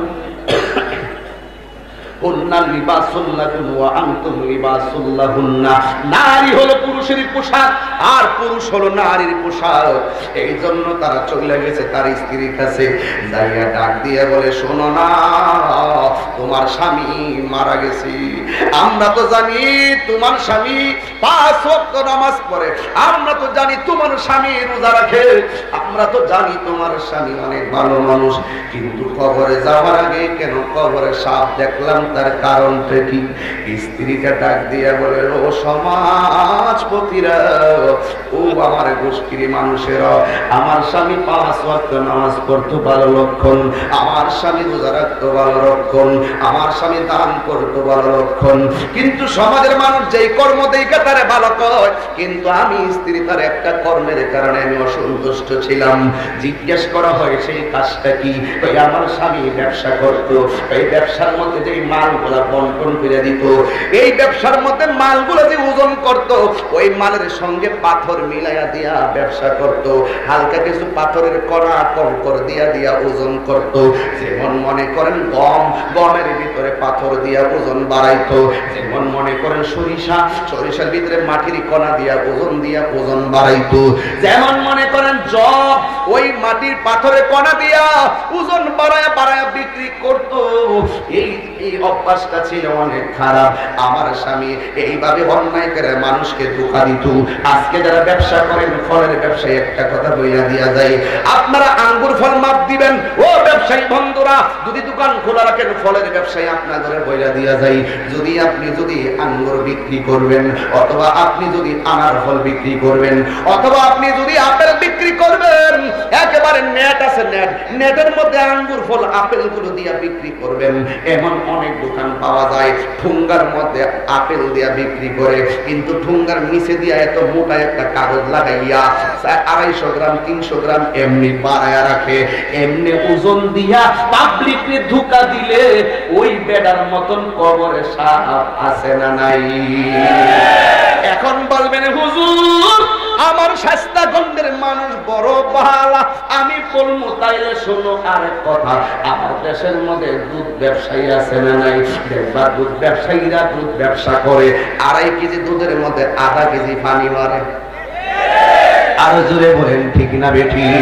2.5 কেজি দুধের মধ্যে 0.5 কেজি পানি দিয়া 3 কেজি বানাইয়া মানুষগুলারে ওজন বাড়াইয়া ধোঁকা দেন। এইরকম ধোঁকা যারা দিবি ওই কবরের ভিতরে সাপ আছে না নাই? আর জোরে কোনো আছে না নাই? এই জন্য আমার আব্বারে মরতেই যেহেতু হবে, কবরে যেহেতু যাওয়া লাগবে, যাওয়ার আগে আমরা আমাদের জীবনটাকে রহমাতুল লিল আলামিনের প্রেম ভালোবাসা দিয়া সাজাইবার দরকার আছে না নাই? আর জবান করে বলো আছে না নাই? এই জন্য যুবক, তোমার বাবা মারা গেছে, অন্তত পক্ষে সপ্তাহে একবার গিয়ে আগামীকাল কি বার? আরো জোরে কেন কি বার? আগামীকাল শুক্রবার জুম্মার নামাজের পরে দাদা যদি মারা যায় দাদার কবর জিয়ারত করবা, বাবা যদি মারা যায় বাবার কবরটাকে জিয়ারত করবেন। দাদি আছেন না নাই? মা যদি মারা যায় মায়ের কবর জিয়ারত করবেন। কেন কেন কেন? সন্তান যদি বাবা মায়ের পাশে যাইয়া চোখের পানি ফালাইয়া দোয়া করে, আল্লাহ রাব্বুল আলামিন ওই চোখের পানিটা ঝরতে দেরি আব্বা আম্মার কবরটা জান্নাত বানাইতে পারে কি পারে না? যেমন একজনের বাবাকে কবর দিল, আপনারা দেখবেন কবর করার পরে সব মাটি কিন্তু কবরের উপরে কাজে লাগে না, কিছু মাটি আছে কবরের পাড়ে থাকে। হ্যাঁ, মানে কিছু মাটি অতিরিক্ত, ব্যাপারটা বুঝতে পারছি না মনে হয়?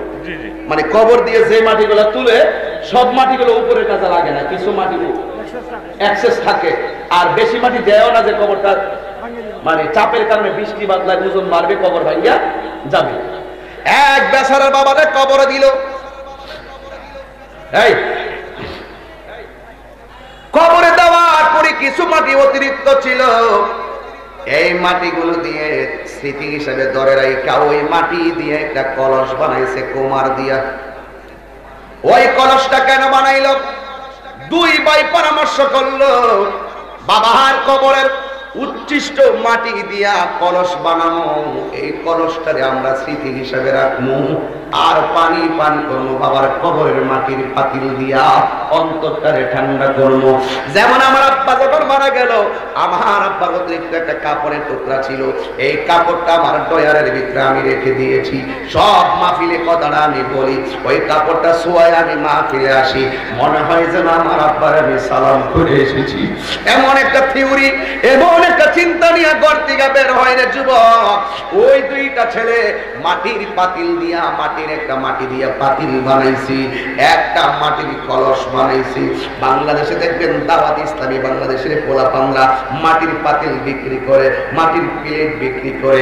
মাটির প্লেটের মধ্যে খাইলে, মাটির পাতিল থেকে পানি পান করলে রোগ বিমার ভালো হয়ে যায়। কথা কোন ঠিক কিনা?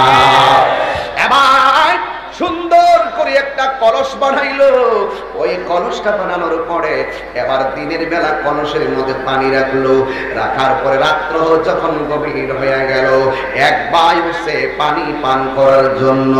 ও বন্ধু রে, ও বন্ধু, ওই ভাই যখন পানি পান করার জন্য উঠছে, ওইটা দেখতেছে ওই কলসের পানিটা একেবারে আগুনের মতো গরম হয়ে গেছে। ভাইটা ডাক দিয়া কয়, ভাই রে, চাঁদের আলো নাই, সূর্যের আলো নাই, ওই দুনিয়ার চুলার কোনো আগুন নাই, এই কলসের পানি রাতের বেলা রাখলাম ঠান্ডা হওয়ার জন্য, কিন্তু দেখতেছি এই পানিটা গরম হয়ে গেছে, তার কারণটা কি? এবার বড় ভাই ডাক দিয়া কয়, ঠিক আছে, একটা কাজ করো, এই পানিটা ফেলে দাও, এখন আবার নতুন করে পানি দাও। একই দিনের বেলায় তারা হাকিকতটা কি? বন্ধুরে আমার, এবার দিনের বেলা বেলা পানি পান করতে গেল। রাতের বেলা পানি গরম হয়েছে যেমন, দিনের বেলা পানি আরো বেশি গরম হয়ে গেছে। এবার বড় ভাই চিন্তার মধ্যে পড়ে গেছে, ছোট ভাইটাও চিন্তার মধ্যে পড়ে গেছে। জোরে জোরে কি আল্লাহু আকবার বলা যাবে না? কি ব্যাপার, কি ব্যাপার?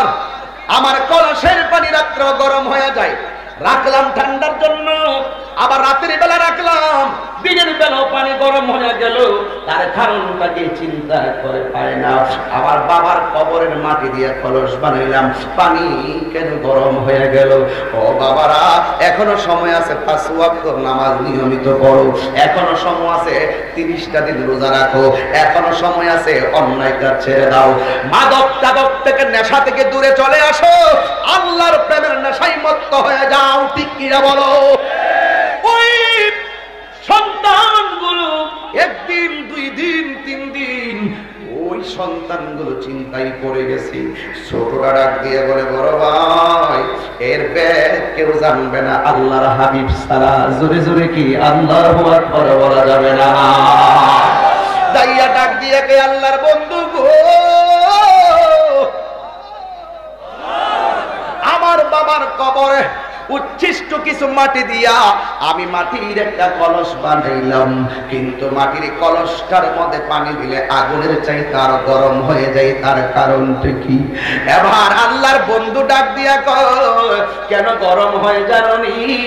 তোমার বাবা কবরের মধ্যে বড় আযাবে আছে, ওই আযাবের একটা প্রতিবিম্ব এই কলসের কবরের মাটির মধ্যে আল্লাহ ফেলে দিয়ে এই পানিটারে উত্তপ্ত করে তোমাদেরকে সতর্ক করে দিয়েছেন, তোমার বাবা কবরের মধ্যে বেশি ভালো নয়। এই জন্য যুবক ভাইরা অনুরোধ করে বলি, এই কবরের আযাব কেউ দেখে না, আমার নবী দেখার ক্ষমতা আছে না নাই? আমার নবী একদিন কবরের পাশ দিয়া যাচ্ছে, হঠাৎ করে দেখতেছে 2টা কবরের মধ্যে আযাব হচ্ছে। একটা কবরে আযাব হচ্ছে ওই মানুষটা চুগলখড়ি করত, আর একটা কবরে আযাব হচ্ছে ওই মানুষটা পানির, ওই মানুষটা কি করত জানেননি? কি করত? প্রস্রাব করে পবিত্রতা অর্জন করত না। এই জন্য কবরের ভিতরে আমার নবী 2টা খেজুরের ডাল লাগাইয়া দিয়া বলছেন, এ সাহাবায়ে কেরাম, যতদিন পর্যন্ত এই খেজুরের ডালগুলা কাঁচা থাকবে ততদিন পর্যন্ত কবর আযাবটারে হালকা করে দিবেন কে? আর জবান করে বলেন না কে? এই জন্য পুরে ও যুবক, একটাই কথা, আজকে থেকে ওয়াদা করো জীবনে কোনোদিন আল্লাহর সঙ্গে নাফরমানি করবেন না। আজকে থেকে ওয়াদা করেন জীবনে কোনোদিন নবীর সঙ্গে নাফরমানি করবেন না।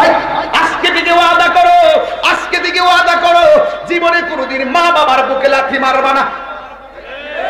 জোরে বলো, জোরে বলো, ঠিক না বেঠি? এই জন্য যুবক, মা বাবার মনে কষ্ট দিয়া 10টি জুলুসের মিটিং আইসা রাতের বেলা না খাইয়া 12টা বাজাইয়া তাহিরের কাছে মুরিদ হইয়া তাহিরে আব্বা আব্বা করবা, তোমার মতন মুরিদ আমার দরকার নাই। যেই ফিসাব কইব, যেই ফিসাব বলবে তোর মা বাপ লাগবো না, আমি তোর লেগে যথেষ্ট, ফুলাও কুরমা রান আর শনি মাসটা আমার লেগে পাঠিয়ে দিস। এটা পীর না, এটা কলা গাছের জিন।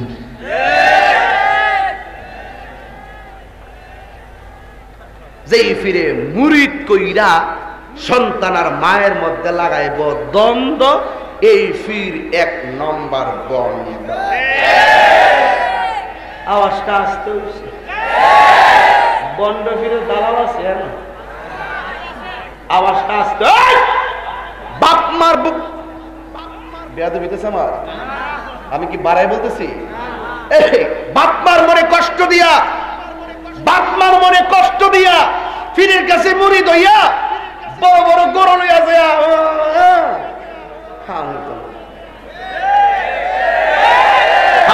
হাত লাগো যুবককে আমার সঙ্গে একমত কর।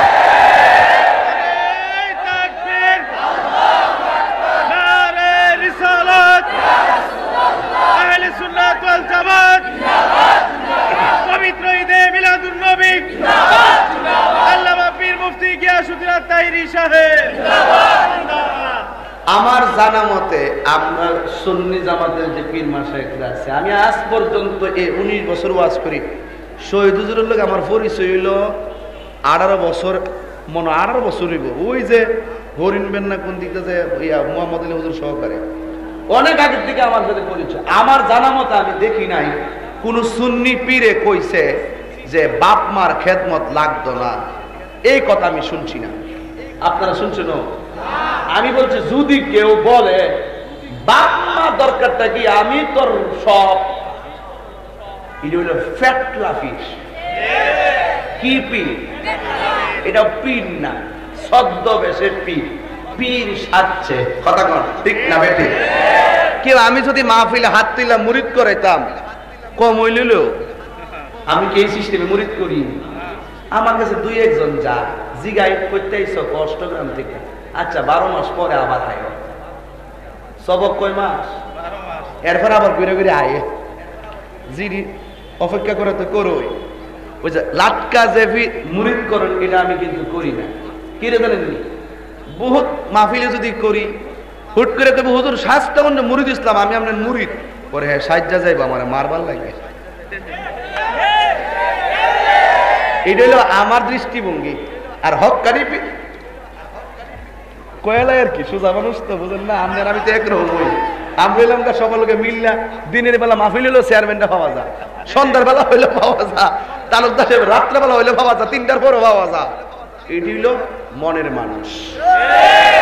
আওয়াজটা আসতে হয়েছে, জোরে কম, জোরে কম। সুন্নি যারা তাদের সঙ্গে আসি আমরা, ঠিক না বেঠিক? তো এই জন্য বলছিলাম বাবা মারে সম্মান করলে কোন পীরে কইতো না তুই করছস কি লেগিয়া, এটি হলো সত্যিকার পীরের আলামত। কথা কন ঠিক কিনা? অনুরোধ করে বলি, বাবা মারে কষ্ট দিয়ে আমরা কখনো অন্যদিকে পা দিব না। আর আমি একটা জরিপ করছি এই 5-6 বছরের ভিতরে, কইতাম নি এই 5-6 বছরের ভিতরে আমি একটা জরিপ করছি। জরিপটা হইল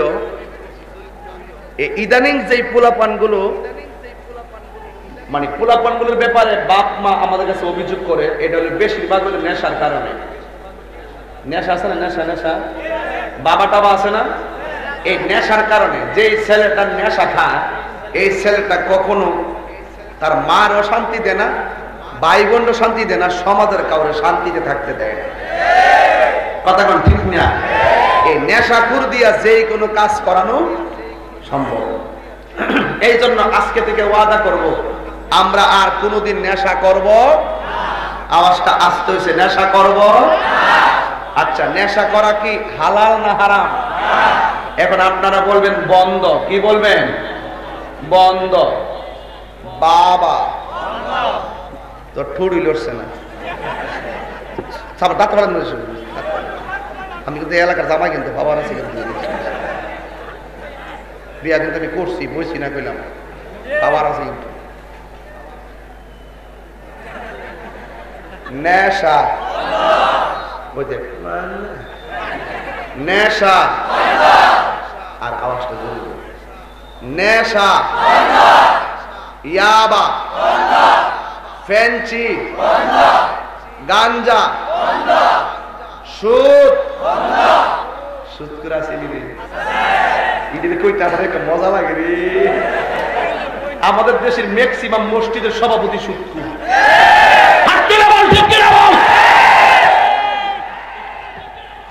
একটা সুদকর কোটি টাকার মালিক হতে পারে, কিন্তু মসজিদের সভাপতি হওয়ার যোগ্যতা তার নয়। ঠিক কিনা বলে?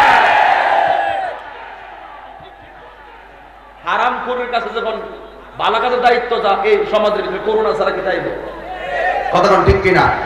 করোনা কি এমনি আইছে মনে করুন? যে মাত্র আমরা কিছু ফোলামান আছে বিহা কইরা নিজের মাত থেকে হোক শাশুড়ির প্রাধান্য বেশি দেয়, নিজের ভাই বোন আত্মীয় স্বজন থেকে নিজের মাত থেকে বউরে বেশি প্রাধান্য দেয়, এরপরে নিজের মা বাপরে বৃদ্ধাশ্রমে রাখিয়া হ্যাঁ 5তলা বিল্ডিং এ যায় বসবাস করে। শাশ ভাতিজা এতিম ভাতিজার সম্পদ সে অন্যায়ভাবে বুক করে খায়, ওজনে যখন কম দেয় এবং মানুষের যখন প্রতারণা করে, সুদ যখন উপেন খাওয়া শুরু করছে, আল্লাহ করোনা নামক ভাইরাস দিয়া সব সুদকুর টুৎকুর যা আছে ক্ষমতাসীন রাষ্ট্রগুলোরে স্তব্ধ করে দিছে।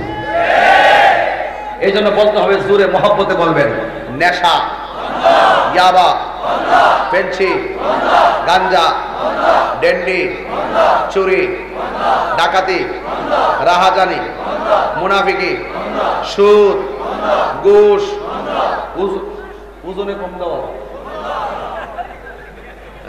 ওজনে কম দেওয়া, ওজনে কম দেওয়া। আচ্ছা ঠিক আছে, এবার আসো, বলবেন চলবে। নামাজ, জোরে কর, জোরে জোরে জোরে। নামাজ, রোজা, হজ, যাকাত, ইবাদত, খেদমত, মহব্বত, সোহবত, ভালো কথা, হক কথা, সত্য কথা, ন্যায্য কথা, চুরি,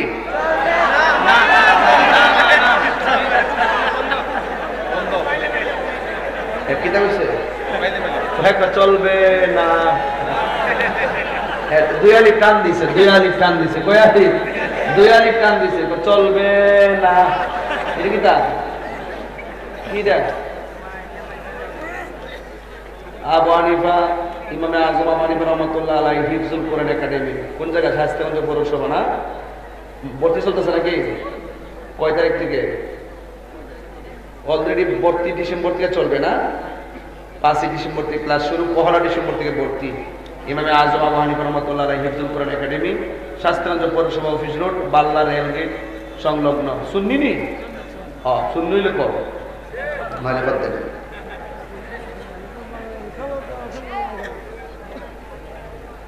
আপনার মনে কি কষ্ট পাইছেন, ঠিক না? আপনারা কি দুঃখ পাইছেন? আচ্ছা শোনেন, এই যে একটা মাহফিল যে প্রতি বছর হয়, আপনারা কি বেজার হন নাকি?